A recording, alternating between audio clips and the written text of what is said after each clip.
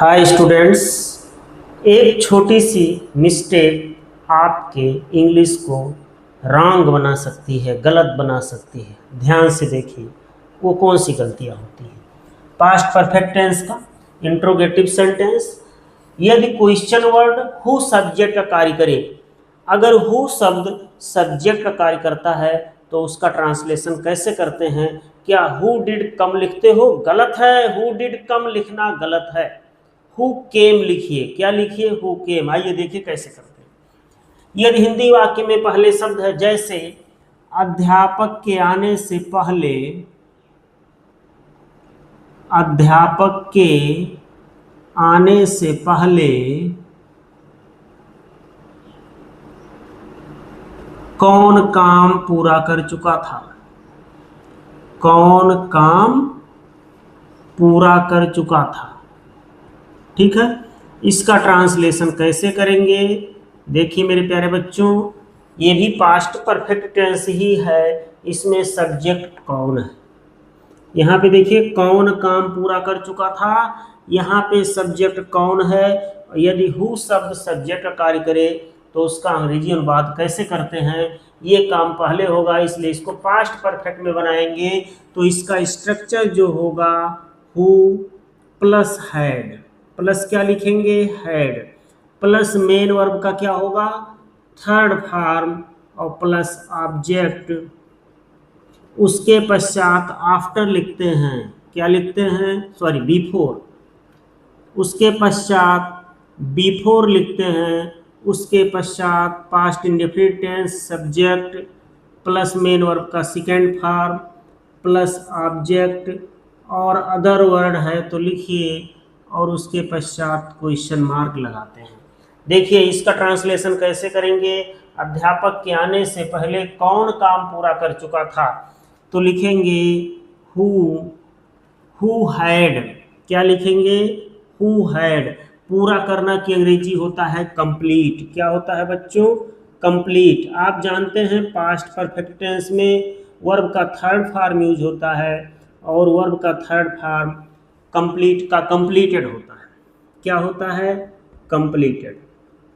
Complete, completed, completed. तो who had completed, क्या लिखेंगे? Who had completed the work. Who had completed the work. उसके पश्चात before लिखेंगे।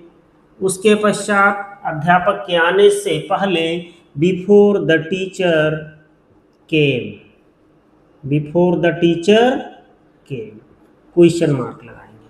ठीक है, दूसरा वाक्य क्या लिखते हैं, ध्यान से देखिए। सूरज उगने से पहले, सूरज उगने से पहले कौन स्नान कर चुका था? कौन स्नान कर चुका था? यहां पर भी देखिए जो काम पहले होगा उसका सब्जेक्ट कौन है। कौन स्नान कर चुका था, तो इसका ट्रांसलेशन लिखेंगे हु हैड बाथड। क्या लिखेंगे? Who had bathed before the sun. उसके पश्चात वर्ब का second form rose, before the sun rose. इसी प्रकार से एक वाक्य मैं लिख रहा हूं, आप लोग कमेंट में इसका ट्रांसलेशन बताएंगे। सुबह, सुबह होने से पहले, सुबह होने से पहले कौन कौन जाग गए थे? कौन कौन जाग गए थे? इसका ट्रांसलेशन आप कमेंट में बताएंगे। ठीक है मेरे बच्चों, अब देखिए हिंदी वाक्य में पहले शब्द है और सब्जेक्ट हु है, तो उसका ट्रांसलेशन कैसे करते हैं ये हो चुका है। और रूल नंबर 2, यदि हिंदी वाक्य में, ये नोट नंबर फर्स्ट था, नोट नंबर सेकेंड लिखते हैं। नोट नंबर सेकेंड, यदि हिंदी वाक्य में, यदि हिंदी वाक्य में बाद या पश्चात शब्द हो, यदि हिंदी वाक्य में बाद या पश्चात शब्द हो,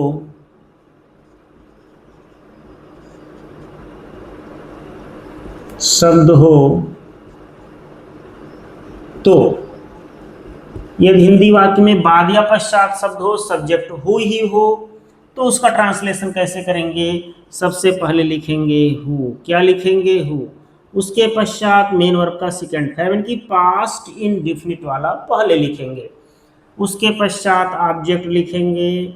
उसके पश्चात अदर वर्ड है तो वो लिखिए, और उसके पश्चात आफ्टर लिखते हैं।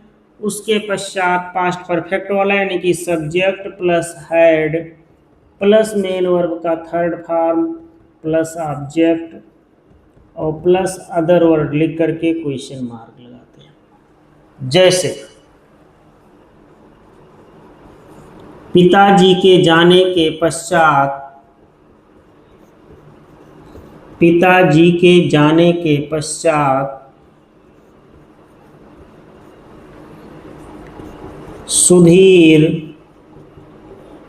नहीं कौन है ना, पिताजी के जाने के पश्चात स्कूल कौन गया था? स्कूल कौन गया था? ठीक है। देखिए यहाँ पे पश्चात शब्द है और देखते हैं कौन सा काम पहले होगा। पिताजी के जाने के पश्चात पिताजी पहले गए हैं तो इसको बनाएंगे पास्ट परफेक्ट में, और स्कूल कौन गया था इसको बनाएंगे पास्ट इंडेफिनिट टेंस में। इसलिए पास्ट इंडेफिनिट वाला पहले लिखते हैं कौन, स्कूल कौन गया था? Who went to school, who went to school after father had gone, after father had gone. ठीक है, समझ में आपको आ रहा होगा। अगर समझ में आता है तो कमेंट में आप जरूर बताइए कि हाँ सर, यस सर, समझ में आ रहा है।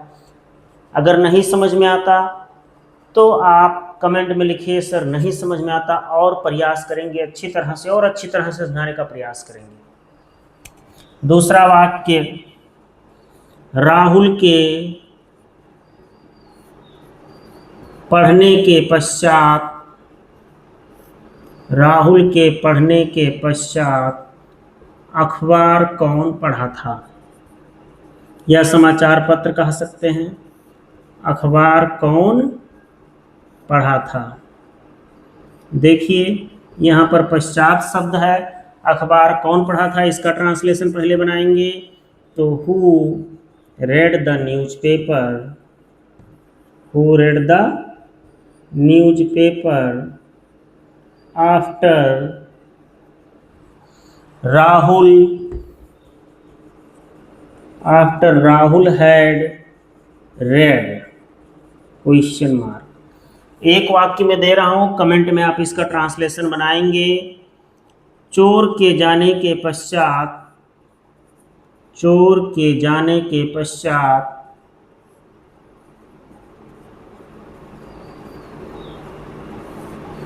कौन कौन आया था या कौन आया था?